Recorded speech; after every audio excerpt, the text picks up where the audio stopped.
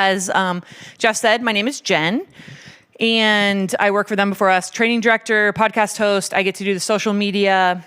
Another gal said that she gets our emails, so I help send out our emails, and we do Substack. I don't know if any of you follow Substack. It's great. It's kind of like a blog, kind of like a newsletter. It lives in one space, so that's great. And you can organize all of your information there. And Substack's pretty cool because while a lot of other websites were really tamping down not unpopular speech, Substack got famous because they refused to do that, and they were really letting people share the thoughts that they wanted to share.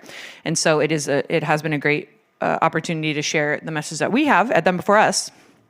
So Them Before Us, if you haven't heard about it before, is a children's rights nonprofit. Some of the things that make us unique, one is that we look at all the same controversial issues. I think regardless of which side of the border you're on, the issues that will kind of get you frowned at if you're in the local coffee shop are pretty much the same. So it's, if you're talking about same-sex parenting or things that are related to LGBTQ ideology, people will kind of give you a side eye if you're representing a more Christian perspective there, or if you start talking about surrogacy. Donor conception is sperm and egg buying and selling. We don't use the term donation because you donate and then you get paid, so that's buying and selling. And divorce, marriage and family structure, these are controversial topics in 2026 in the West, we would say. And what's unique about Them Before Us is we look at all of those topics and we say the lens we're going to look through is the rights of the child. Now, when we say the rights of the child, some people immediately go, ugh, wait a second, because that language has also been co-opted to do some things that are really harmful to children. In particular, trans ideology, a lot of people will say, well, the child has a right to identify however they wish, should have the right to puberty blockers, sterilization, things like that. That's not what we're talking about. And the reality of that is that's a parent's ideology or an adult's ideology being put onto a child. So that's not what we're talking about. We're talking about the concept of natural rights. So I was actually looking at a document out there from the table next to me that was talking a little bit about the Canadian Constitution, but I think sort of we were all based out of the English understanding of sort of the law and constitutional issues. I don't know if they have a constitution, but the idea that government should respect reality, and there are some rights that you just have that a good government either agrees that you have or they violate them, right? That's the concept of natural rights. So when the founding fathers in the United States said, you have the right to life, liberty, and the pursuit of happiness, they're not saying, if your government tells you you can have those things, great, you have them. They're saying those things you have a natural right to because you're a human and you've been given these rights by a supreme being, by a creator. And so we believe that extends, across culture and time and place. And natural rights are something the government is not giving to you, and it cannot be taken away by the government. It either observes it either agrees with reality, or they restrict reality.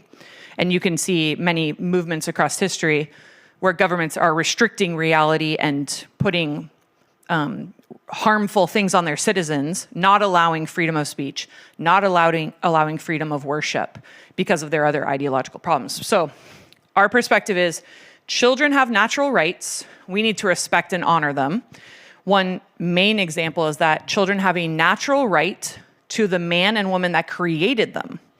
If you see a human being, I think it was Ben Franklin that said, death and taxes are the two things that are just universal. Those things are always going to be true. You're going to die and you're going to have to pay taxes. And we would say when you see a human, you also know something is true 100% of the time. Each human being you can see has one mother and one father. This is universally true. It doesn't matter if the Democrats in Seattle say that's not true, you're gaslit in the Starbucks or whatever, it doesn't matter. That is always going to be true. Now, do they know that person? Maybe not. Did they get to have a relationship with that person in their home every day? Maybe not. But we know that's true. And we are saying at Them Before Us, our starting point is the child has a natural right to that one mother and one father. and it's best for the child. It's ideal. They will flourish the most and have the best outcomes when they're raised by that one man and that one woman, married, living in the same home, loving each other, loving the child they created. That's the absolute best ideal for a child. This was not controversial 5 minutes ago, right? Metaphorically speaking. But politically, that is something, if I was to say in a Starbucks to someone who asked me what I did, I would have to feel a little bit wary of me saying that and someone being immediately like, you're anti-gay, you hate single parents, you hate people who had to get divorced because of abuse, right? So our minds go a lot of different places when we start saying that. But them before us, we focus there always, that child's natural rights. And then another thing that's unique about our organization is that we tell the stories of children who've been victimized by all these violations of their natural rights. So we talk about marriage and family structure.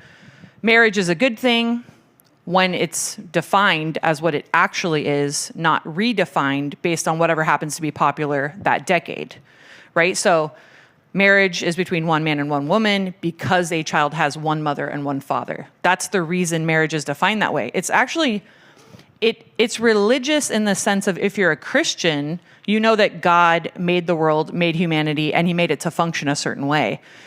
But Them Before Us isn't a Christian organization, so we don't argue from religion.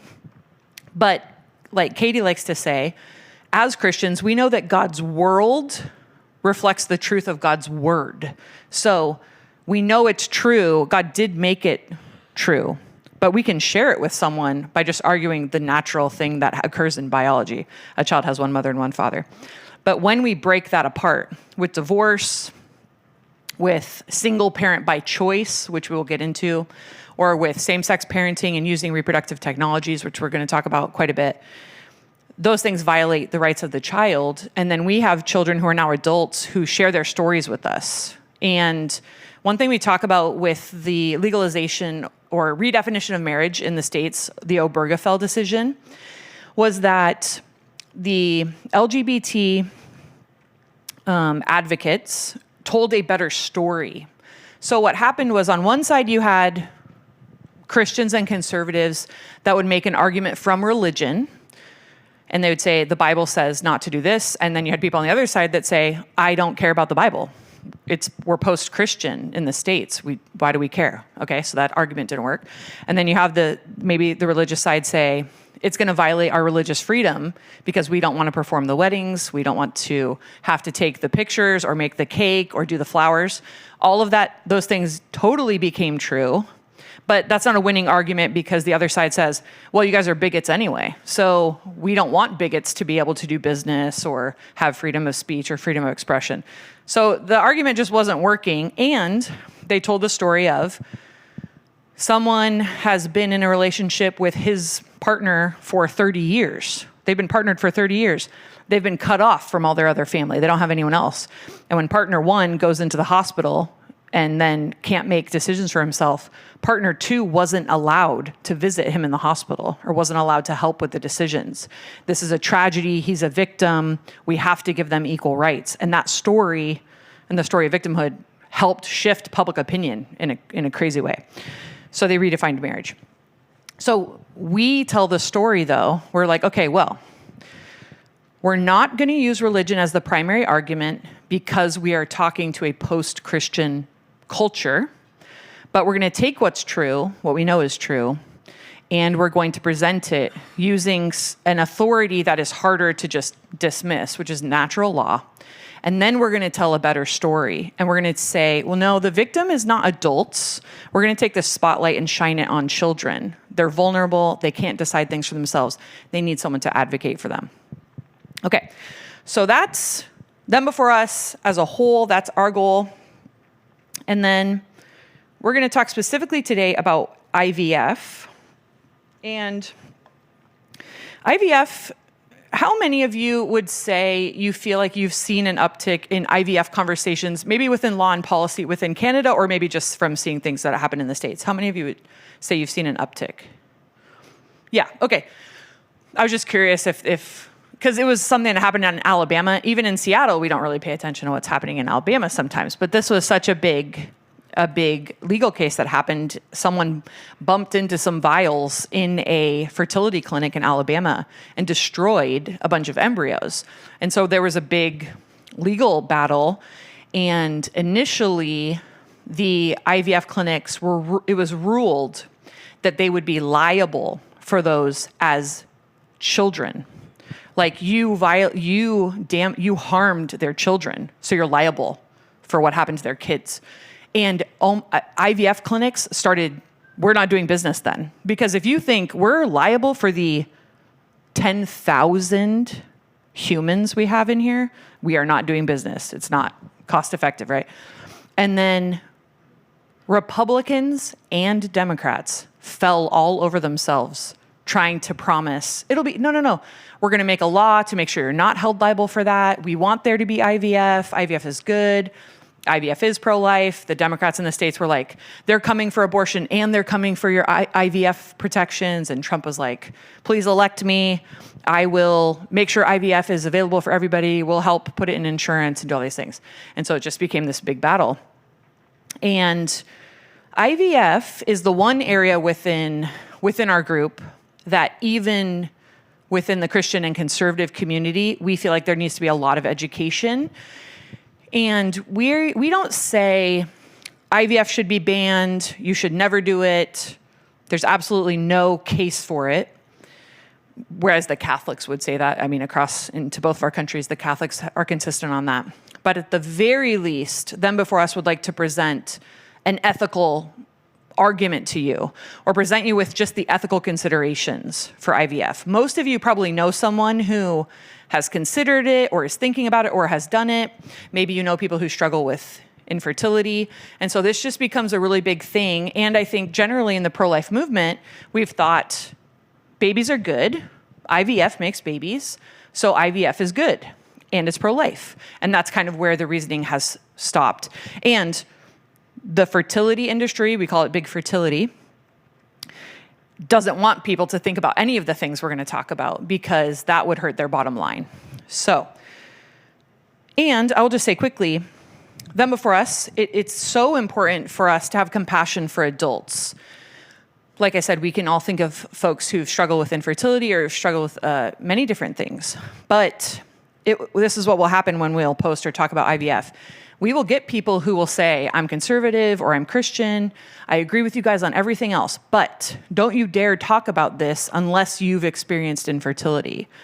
Or they'll say something, along the lines of, if it's not your body, you can't tell me what to do when it comes to this issue, which is funny when you're coming from the pro-life movement. You're like, wait a second, that sounds pretty familiar to how people are making an argument for abortion. So compassion for adults is so important, and we do want to lead with that.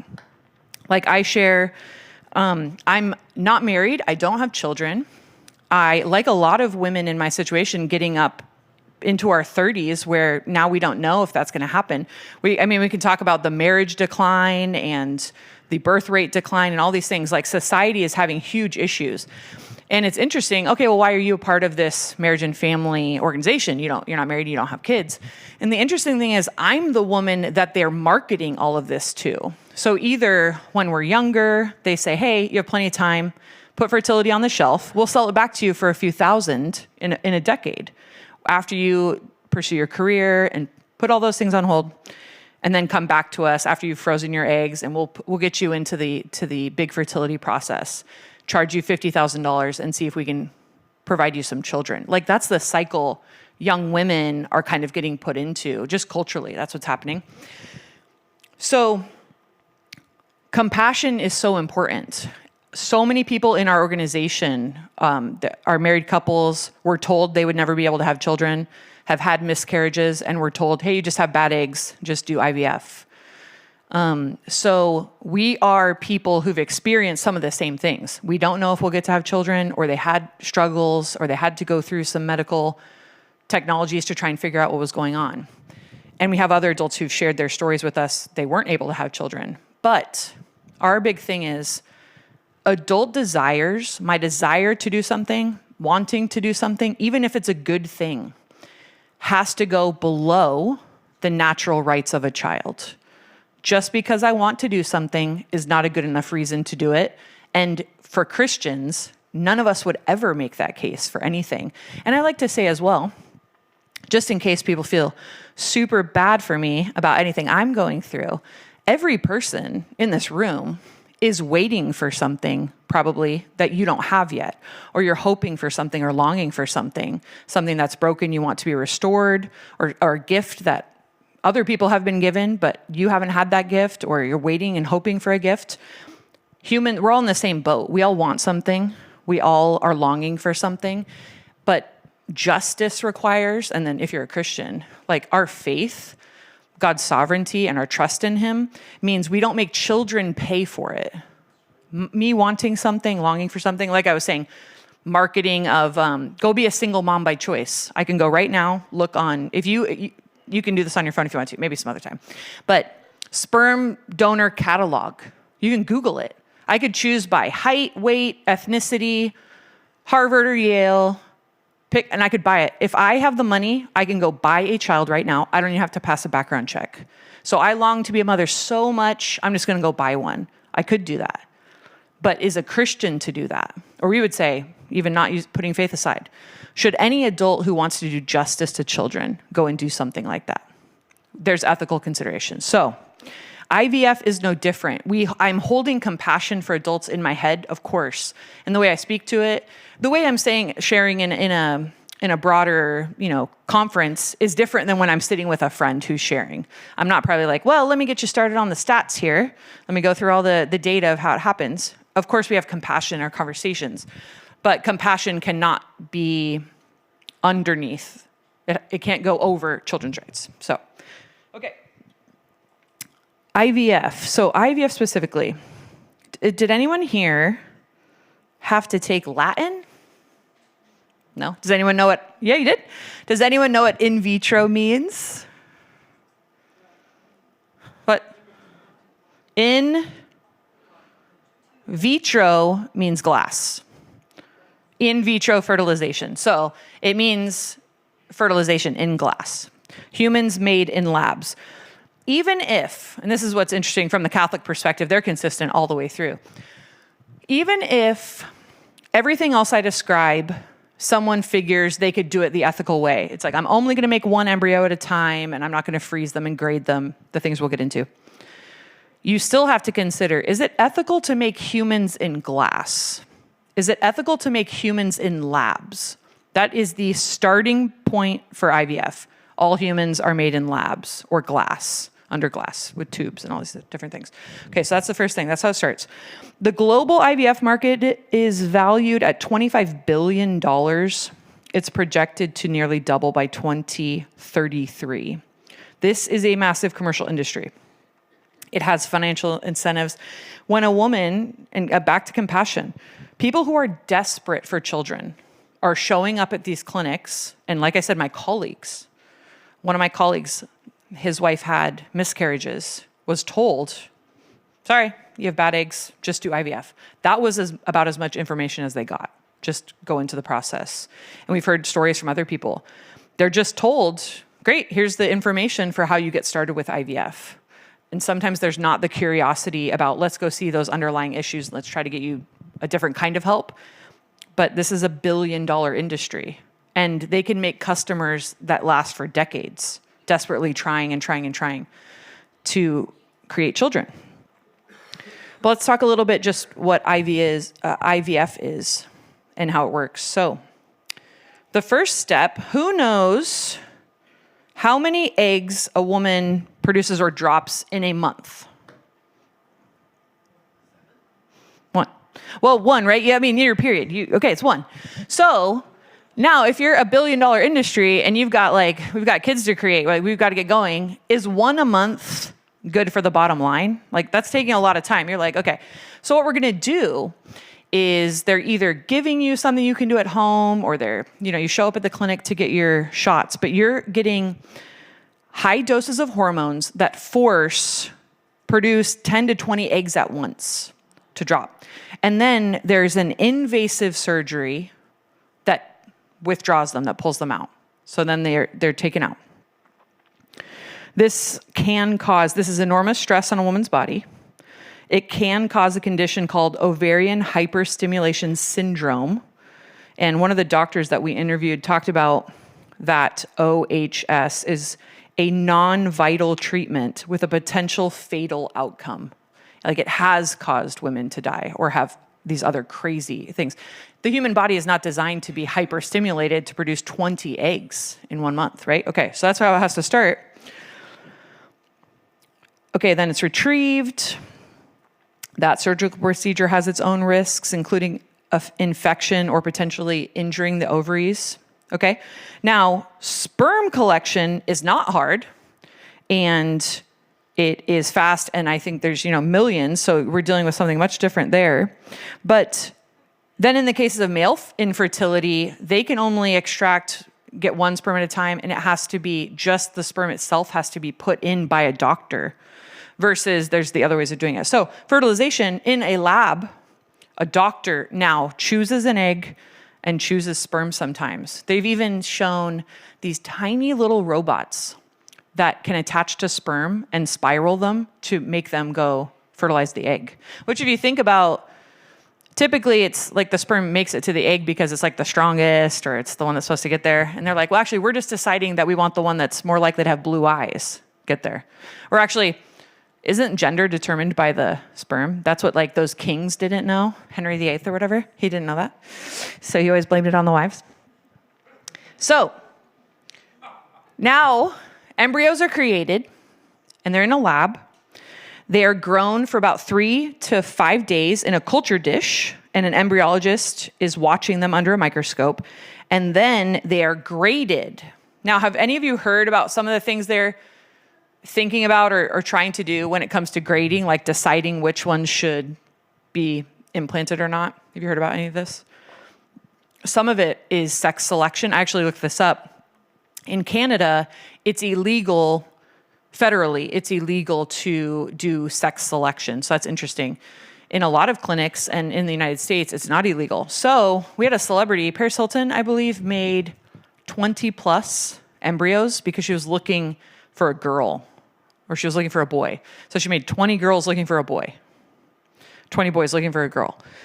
So you can do that as much as you want. And they can select, some clinics are saying they can help you, we can select for eye color. So they are graded. Embryos that are considered low quality are given bad grades, D, F, E, etc. Good ones, A, triple A, double A. But they're grading along things like the likelihood of the embryo having Down syndrome. Do you remember hearing in the news that I think it was Iceland cured Down syndrome? Did you hear about that? Do you know how they cured Down syndrome? They aborted any baby that tested positive for Down syndrome. And some of those tests are not even accurate, right? I know one of the tests is not accurate. So we cured Down syndrome. You eradicated everyone who had Down syndrome. Okay, that's not curing anything. But embryos that would test or have a higher likelihood of any kind of disability would be discarded or graded lower. And there are some businesses now in the states that have popped up where they're saying they can evaluate your genes for 2,000 kinds of genetic markers. Things like cystic fibrosis or does diabetes show up in your genes? I'm not sure. But it's only a matter of time until we have the technology to do this for height, skin color, of course, for gender, So will there be more people against it if we say, hey, I want someone who's 6'5" and blonde and has blue eyes and is a, Mensa candidate? That's what I want you to make sure you find for me in the sperm and egg that we provide you. Or I'm going to go pick and choose and buy from these different ones to combine because I basically want a superhuman who's going to take care of me in my old age. So will more people be against it when the language becomes that clear? Because right now it can kind of be couched in, well, the guy who started this screening company said his reasoning was, I think he said he had a cousin who had a genetic disorder and she ended up dying when she was 15 or 16. Tragedy. Therefore, I made this company so no other parents have to experience that. And you're like, wait a second. So you're saying make sure no other embryos have a genetic issue by discarding the embryo that has the genetic issue, right? So it's just interesting. He's talking about a family member that he loved and cared about, and he wants to make sure nobody else has family members like that with any kind of special need. So the grading, that is huge.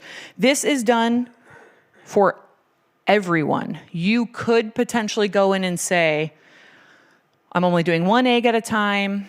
It's the wife's egg. It's the husband's sperm. We're doing one at a time. And I'm telling you, you're not allowed to grade it.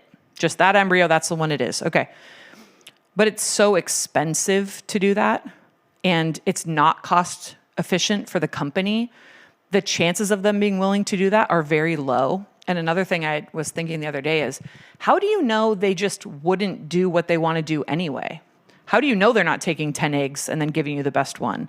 And that's probably similar to any hospital. A lot of medical procedures, you might go in and be like, I don't actually know what they did in there. I'm just hoping they did what they said they did. But you're risking a lot because you're signing, who's actually reading all these papers, and we sign and we check boxes and we do all these things. So we don't actually know what they might do, and it's not cost efficient for them to do it one at a time, which would be more ethical, but very few people are able to get their doctors to agree to that kind of thing. Okay, so eggs and sperm are retrieved. They are fertilized in glass. They are studied and graded. Also, AI is being used to grade embryos now. So it's based on whatever, that programming or whatever that setup is. And this was also interesting, and this is applicable to across Canada and across the States. There's no one standard for grading the embryos. This clinic here has a different standard than this clinic over here.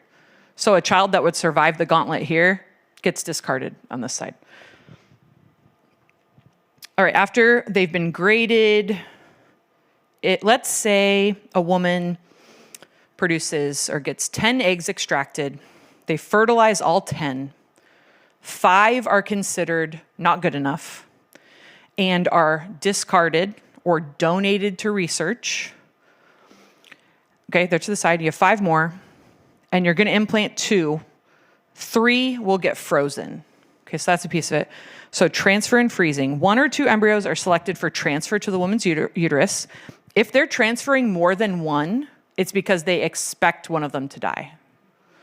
They want 1 to survive, and they'll put in 2 or 3, hoping that at least 1 survives. So again, this is not with the thought of each one of these is this unique human life and has value and dignity. It's that basically until we can get it implanted and it starts growing, we're not really thinking of it as a human or a child. And they're probably not really talking to you about it that way if you're in the clinic. Yeah, so the rest are either frozen, donated to research, or discarded. Okay, does anyone have an idea how many humans have been born from IVF? This stat is probably from the States. It's in the millions. What do you think? Take a stab at it. This doctor that I was talking to has had 50 years of experience in the field. So I think 78, is that right? Does 78 sound like 50 years ago? 73? I don't know. Is there anyone who was born in 78 who's 50 years old exactly? No, I don't know. 76, okay. So 50 years of experience. So in about 50 years, how many people do you think have been born from IVF? Just shout a number. Okay, 3, way low. 10 is still low. 12. Okay, so the estimate is about 12 million have been born. But we would say they are the survivors of about 120 million embryos created. So 108 million human embryos have died. So when people say that IVF is pro-life, then we start thinking, and just again, a caveat, we're so thankful for every human born from IVF. Like their conception doesn't change their human dignity, their worth, anything. We love them, we're thankful they're alive. We're just concerned about their siblings. So more humans die because of IVF than abortion. right? So we talk about abortion and IVF are actually two sides of the same coin in the sense of it's child commodification. One side of the coin says children are not wanted and I want to do what I want and the child will pay the price for me. The other side of the coin says children are so wanted that I will do what I want and children will pay the price for me. So it's hard to go through these stats and see all this information and come away with the view that the IVF process is pro-life. Yes, humans are created, but many more humans die than are created with the process. Yeah, since Roe v. Wade, so that's the USA's famous abortion ruling from 1973, an estimated 63 million abortions have taken place in the United States. So, 40 million more people have died from IVF than abortion. All right, some of the ways that we talk about IVF, that this is violating children's rights. And I'll just say too, I'll probably pause here in a little bit and just if there's questions. So if you have a final question you'd like to submit, please do so. And one thing that I'm very passionate about is, and we are at them before us, is trying to think through how would we talk about it with someone else? Because maybe you're on board and you haven't really heard this information and you're in agreement and you're thinking, but I don't know how to communicate that to this particular situation. I love those kinds of questions too. And I think it's great to reason through and practice talking about things in that way. That's what Them Before Us is very passionate about, is trying to give people the tools to talk about these things, whatever that scenario is. So here's some of the ways that IVF violates the rights of children. We would say, children, you have a natural right not to be graded and discarded, right? You shouldn't, in nature, you shouldn't be evaluated for what you potentially could get sick with further on down the road and then have someone else decide, we're just going to kill you now so you don't get sick of something later. It's similar to the abortion argument, pro-abortion argument of someone might be poor. Well, someone could be in foster care or be poor, so they should be dead instead, is kind of the argument, right? No. Violation 2, we have a right not to be frozen indefinitely. People will say online, well, no, they're not humans because humans can't be frozen. And it's like, well, human is a species and a male human and a female human have to produce humans. So humans can be frozen. And I think the first baby born who had been frozen for over 30 years was just born a few years ago. And it's so fascinating because we don't know the ramifications yet. It's happening right now. We don't know the science behind when that child is 20, will her genetics be 50? Like, will there be additional ramifications because of the age of her genes? We do see some additional health challenges with children who've been created with artificial reproductive technologies. There can be an increased likelihood of developmental delay and susceptibility to some other kinds of diseases. But again, who's doing the research? It's not the billion-dollar industry that wants you to mass produce children. And like we talked about, politicians are stumbling all over each other to agree how great it is and to fund it. So if you are trying to talk about the ethical questions, you have a lot of people that we're trying to just convince to consider the ethical questions. There's a long way to go. We would say, I think a pretty conservative estimate is that there's 1.5 million embryos in storage in the United States right now. And some of those humans have been functionally abandoned. Think about if this could have been happening for the last 30 years. Their parents are elderly or have passed away. There's been so many moves or loss of paperwork, or the person just never calls you back and they change their number. And so you don't know who the embryo belongs to. And you're sort of just stuck because, well, if you destroy it and they come back later and try to sue us, what are we going to do? And so there's just many embryos sitting there that we don't know what to do with them. And when people talk about embryo adoption, that's sometimes what they're talking about is, are there embryos available for adoption, or are you taking ones that have been abandoned? The cryopreservation itself carries a real mortality risk. Freezing and thawing humans destroys many embryos. Who knew that freezing and thawing humans was potentially life-threatening to us?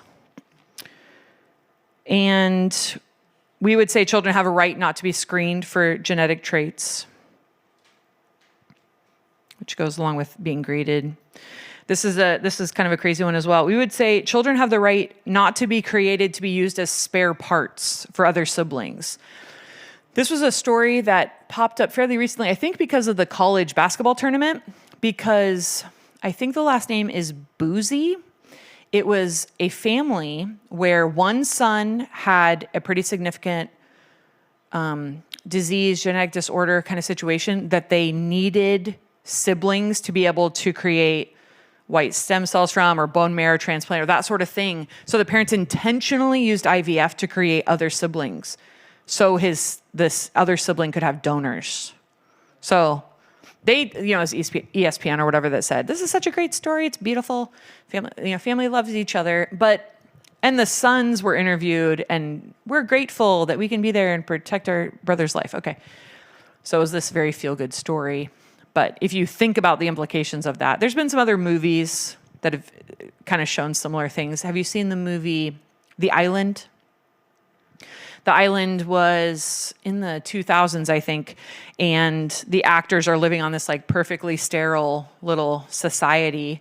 And then every once in a while, you win the lottery and you get taken, like, oh, I get to go to the island because I won the lottery. And one guy realizes what's happening is that every person has a real life human, like they're a clone of a human. And winning the lottery means they need your organ or they need something from you.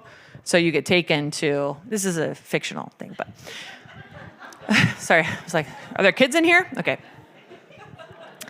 But now think about maybe some cultures that aren't as human rights friendly as the United States and Canada. And we know there's countries that are harvesting organs right now and doing some of those things, horrific things right now. So you don't think that if technology would allow us to do that at some point, and what if you could just say, well, they're just clones. They're not sentient.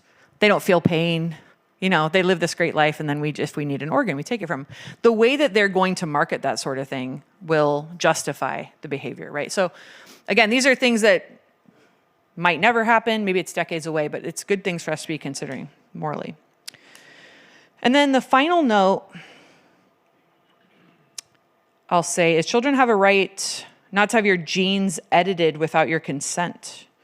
So if you go to thembeforeus.com and you see our Substack and things, we have an interview series. We interviewed Dr. David Prentice, and he talked about CRISPR.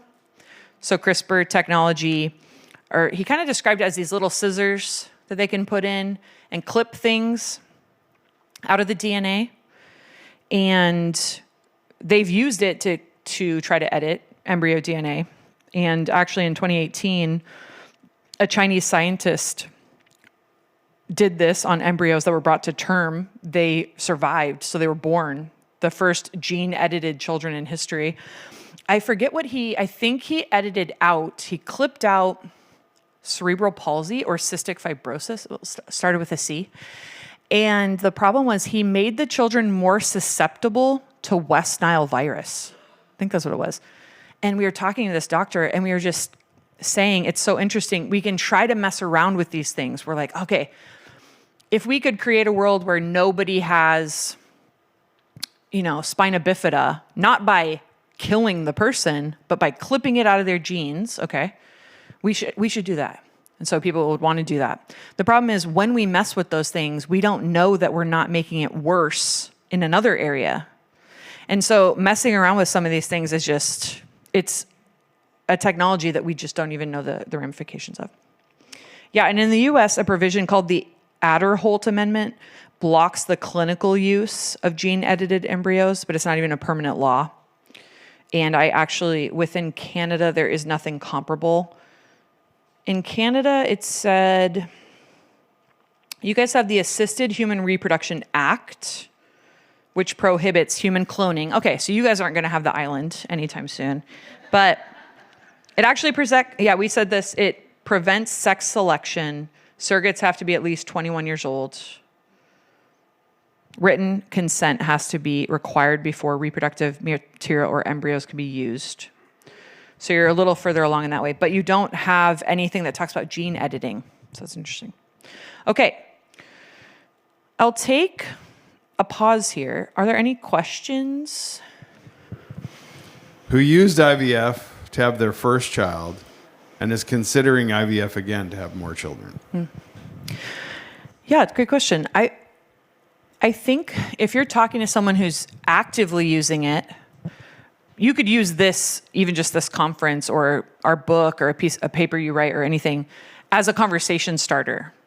I just went to this conference and I was hearing about a number of these issues. I just wonder if you heard about this when you went to the clinic. Did they share anything about gene editing, or did they tell you about what's going to happen with extra embryos? And you could just be very curious, be very low key in terms of everyone is going to feel defensive if something you're actively doing, the other person is like, that is horrible and you should definitely stop doing it, especially if they already have a child from IVF. So I would say asking questions and just presenting information that you've learned is a really good way to go about it, because, or if you say, hey, there's this podcast series or an episode, I just listened to it. I thought it was really interesting. And because I know that you've done IVF, I'm just curious if you listen to it, like, will you tell me does that align with your experience? Had you heard that before? You know, you could go about it that way. These kinds of questions always depend on sort of the strength of your relationship, right? And so we do kind of have to walk carefully sometimes. But we've also heard stories where, in lots of different topics, someone who wants to leave their husband or wife to go find themselves in the arms of some other person that they fell in love with. And sometimes that family member will say, I actually am just going to tell you a hard truth of divorce will wreck your kids. You will not be happy. And you are doing what's wrong, and you should not do it, and stop right now. Like, I love you, I care about you, do not do that thing. And maybe that person cuts you off. But sometimes that level of communication is warranted. And I do think, Katie likes to say, my boss, I appreciate this about her, she says, when she's not sure if she's supposed to be the one who has the hard word or who listens and asks questions, but she feels like maybe she's supposed to, she'll ask God, please reveal to me if I'm supposed to talk to this person, but have them ask me. Like, God, move in them for them to ask my opinion. So if that friend comes to you and says, man, I'm feeling a little conflicted about IVF, you'll be like, oh, actually, okay, so God wants you to talk to them about it. So sometimes God can go about it that way. Cool, thanks. Yeah. Just an interesting note, one of the things that you said earlier about Canada not having the gender selection thing.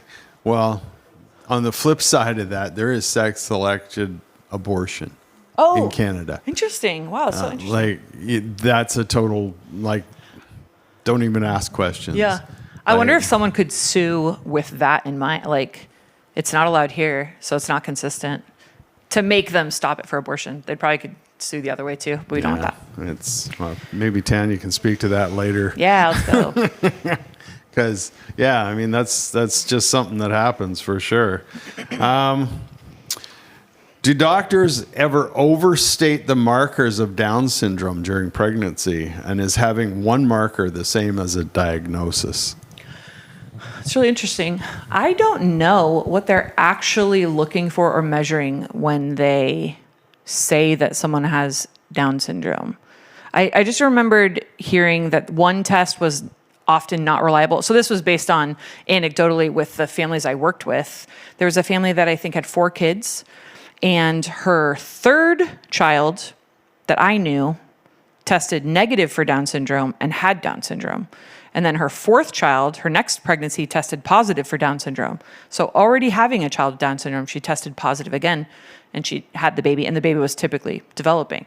So I don't know if I don't think it's intentional, because I don't really, what's the benefit of a doctor getting you to abort a baby that's healthy? But they seem to have some kind of incentive to making sure you don't have babies that have Down syndrome. And that's the thing. I know Canada is dealing a lot with the assisted suicide, right? And the states were starting to talk about those things as well.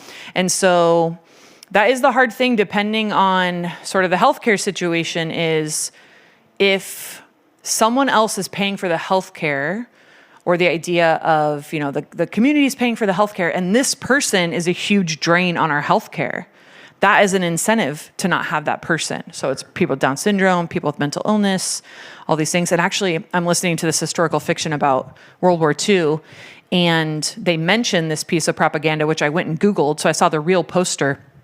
It's a person, like a care provider, standing with a man who's in a wheelchair. And the propaganda says in German, keeping this person alive costs 60,000. What did Germans use? Not francs. Francs is French. Marks. It keeps 60,000 marks of your money to keep this person alive. So why should we do that? It was basically the propaganda and justifying the euthanasia and killing of people with special needs. So, yeah, sorry, I don't really know that question. I could look it up with AI, but who knows if that's going to tell the truth either. Yeah, exactly. Yeah.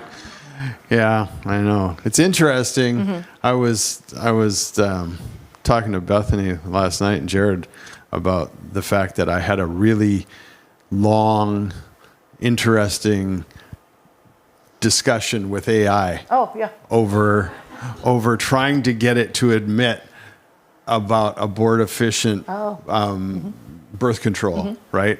And it's funny, if you keep at it, you can get it to admit it. It's like, well, I can see where you're going with this. If you think that, life begins at fertilization, then okay, I have to give you your thing. It's like, it's pretty funny because AI will submit if you give it enough parameters that force it into submission to tell the truth. Anyway, side note. Let's see. What do we got here? Oh, this is interesting. If a fetus isn't considered a child, how can an IVF sample be considered a child? That is beyond contradictory. Yeah. You mean like in the, probably in the Alabama case that I mentioned? I know. Well, it's similar to the abortion argument. You don't have a fetus party or a fetus shower. You have a baby shower. And you have miscarriages, which are not intentional, but if someone shared that they had a miscarriage, the response wouldn't be, well, it's just a clump of cells. Even the most sort of liberal pro-Planned Parenthood person would not do that to their friend who's crying about a miscarriage. Mm-hmm. But there was a video that just went viral of a woman who had a gender reveal party and then took the pills. Did you see that? And it was like to shove it in the face of the guy that she'd broken up with or something along those lines. So, on one side, people will say safe, legal, and rare. Now it's like they don't want it to be safe. They don't want it to be rare. They're fine with just whatever. You talk to some politicians in the States and when they try to ask them in a debate, what line do you have for abortion? They sometimes can't come up with one. So some, normal people you talk to might say, oh, the heartbeat law or whatever. And people we argue with online, so especially around IVF, will say it's not even a human, it's a blastocyst. Or it's not a human, it's a fetus. It's not a human, it's an embryo. And I'm always going back with it's a human blastocyst. It's a human embryo. It's a human fetus. And then a human teenager and a human young adult you're just throwing developmental terms at me. Human and living are the two things that matter. I'm not an English major. Adjectives. Those are the descriptive words that matter in this situation, right? So if it's not living, if we're talking about a rock or something, do whatever you want to a rock. If it's not a human, granted, I don't want animals to be tortured or anything either, but I'm not giving a dolphin fetus the same things I'm giving a human fetus. So I do think just forcing people to define the term and what do you mean by why is this a child and that's not a child and well, it's a human blastocyst. It's not a human. What species would it be? It's a lot of that. Well, okay, no, I'm not saying it's not a human, though, but it's not a person. And I'll say, you can't be a human and not be a person.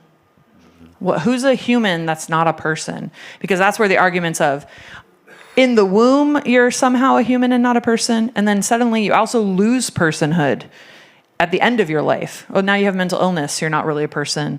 Or you're elderly, and now you're not really a person. So I was like, who's handing it out? Yeah, careful, watch out. I don't know what the cutoff is.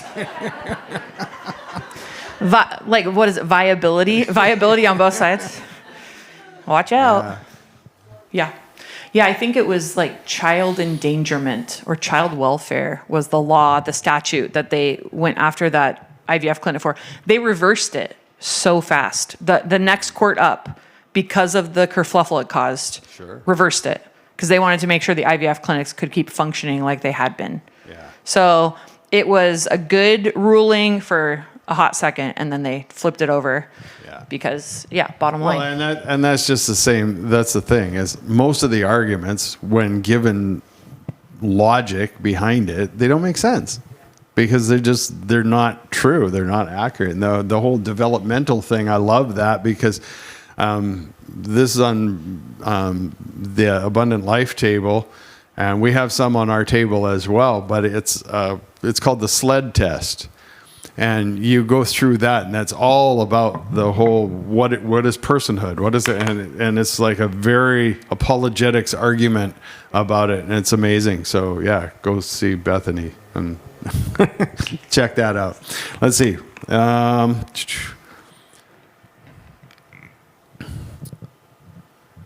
Does forced multiple eggs cause a woman to run out of her preset number of eggs early, bringing on menopause earlier than it should? It's really interesting. Yeah. I don't know, actually. And something really fascinating, sometimes I will think about, oh man, what if I get asked a question I don't know how to answer for IVF? And what's interesting is there might not necessarily even be an answer to that question if you were able to just go, and I'm going to go to see the studies or see what the medical literature says, because they're not really studying some of these things. Mm-hmm. There's no incentive to know how dangerous it is or what are the negative ramifications. Like she shared in the earlier session, they're not even admitting when their abortion drugs are the cause of the abortion and the baby coming out. Then they're like, go lie about what happened to when you go into the medical, say it was a miscarriage and just say these are So it's so interesting. You're proud of it. You want people to have it. You think it's great. It's totally safe because that's all the stuff that's happening.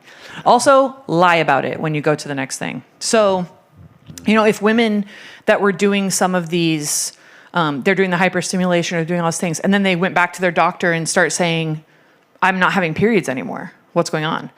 How quickly would they just say, oh, well, we're just going to make a note here, write that off, or I'm sure it's something over here, or just not take your call or not get back to you.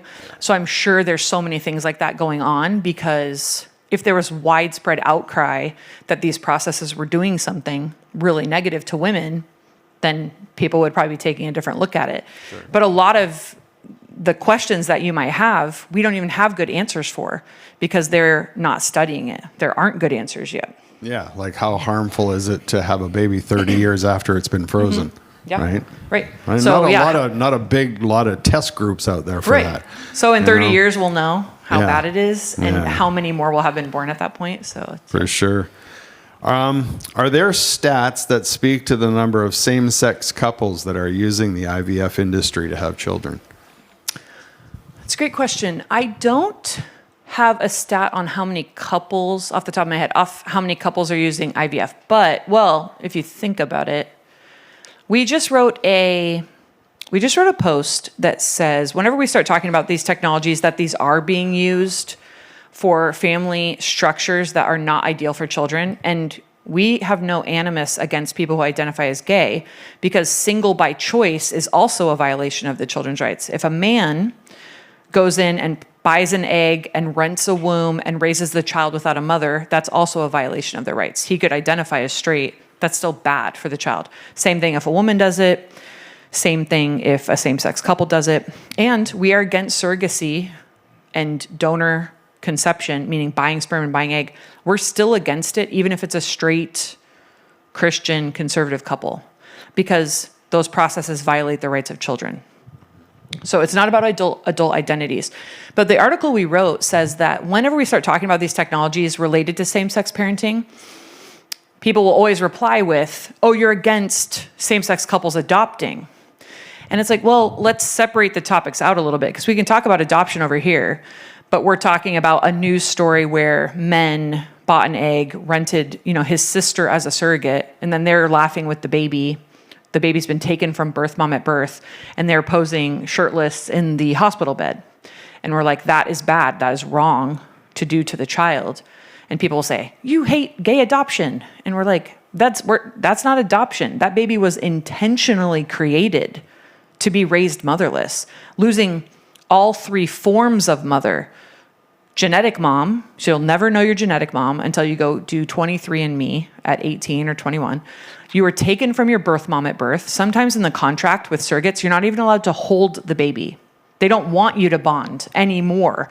Well, they might act like you didn't bond at all. And if you've ever been pregnant, you bonded for 9 months. The child knows one human being on the planet. It's you. And you're taken from her at birth. The baby's taken from her at birth and handed to men to be raised without a mother at all. We couldn't even conceive of this kind of thing happening years ago. Like throughout all of human history, this wasn't really a thing that was done, because if you were taken from your mom at birth, you died. Maybe if another mom was also nursing, you could survive because she could also nurse you. But often, like, baby and the mom died in childbirth. So intentionally making motherless children is brand new. But anyway, sorry, the article we wrote said that overwhelmingly, same-sex couples choose technology because they want a biological connection. So when if you asked a same-sex couple, why don't you just adopt? They'll often say, well, because I want to be related to the child. But this is completely normal human behavior. Everyone wants children that are biologically related to them. That's completely normal. What's crazy is 60-ish% of the couples would say, biology is important to me. It's so important, biology is so important to me that I'm going to go buy sperm, choose between the female partners who's going to carry the baby, and then simultaneously cut off 50% of the biological connection for the child. Biology is so important when I want it, not important at all to the kid when I don't want it to be important. That's what's fascinating about that. And it's growing and growing and growing because it's the majority of the way same-sex couples can have children at all. You have to make a child in a lab to have a biological child if you're a same-sex couple, because that's just biology. So we like to say biology is not bigotry. This is not me being hateful toward gay people. I'm just saying the body parts don't work to create children. That is just the reality, right?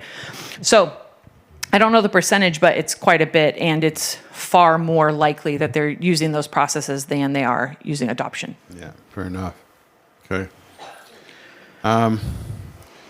This is an interesting one.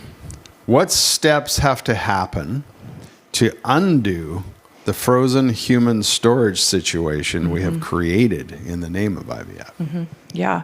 We've talked about this as a staff because different perspectives think about this differently. Some people within sort of the Catholic movement think that the fact that they're sort of being frozen indefinitely would mean they need to just be unplugged. It all needs to be unplugged. They need to be allowed to die with dignity and just be done. And then there's a movement and thought process that they all need to be rescued. So, anyone who's willing needs to go and pick up frozen embryos and adopt them. The problem is, too, when we talk about embryo adoption, most of the time, you do not have to go through the adoption level screening to adopt a frozen embryo. Is anyone in here adoptive parents? So you probably had a background check. You probably had to submit your bank statements. They come to your house. They talk to everybody who's ever known you. People who are using surrogates, sperm donor, egg donor, same-sex couples, single by choice, you do not have to pass a background check. We have documented pedophiles using these processes to buy children because you don't have to pass a background check. They would never be able to adopt a child for a variety of reasons. There was a story, a middle-aged man with some developmental disabilities living in his parents' basement who was able to pay for eggs and surrogate, had 3 babies, triplets. He wanted her to selectively reduce, but she refused to, so he had 3. And then they were fighting about, it was being settled as contract law. So the judge is just looking at the contract, not looking at, their children and this guy living in his basement who can't really take care of himself has 3 kids now he's sort of taken care of. They weren't necessarily considering those things. So it was this big news story. But all that to say, so what was the original question? What do we do about all those ones that are in storage now? Thank you. Sorry, I got off on a rabbit trail. What do we do? Yes. So, but some people think if you go and rescue them, you're actually just making it so people will think, well, if I can't use them all, someone will adopt them anyway. So it's really difficult. We, at Them Before Us, we don't have a specific policy about what we think should be done. We would love to see an immediate stop of the creation of new humans in labs. Probably, we want the process on this end, at the very least, to just stop creating more humans on ice. And if people are going to adopt frozen embryos, that should be the last case scenario. The first case scenario should be go and get your children if they're on ice. And last case scenario should be adopt them and actually submit to real adoption screening, not just I'm paying money and I'm going and picking up an embryo, which is what a lot of people can do right now. Yeah. Well, considering the amount that there is out there, even if they stopped right now and people went through that process, that would be a long time. Yeah, because I think I said, 1 point something million. Yeah. Yeah. Wow. Well, and how many more are being created every day right now?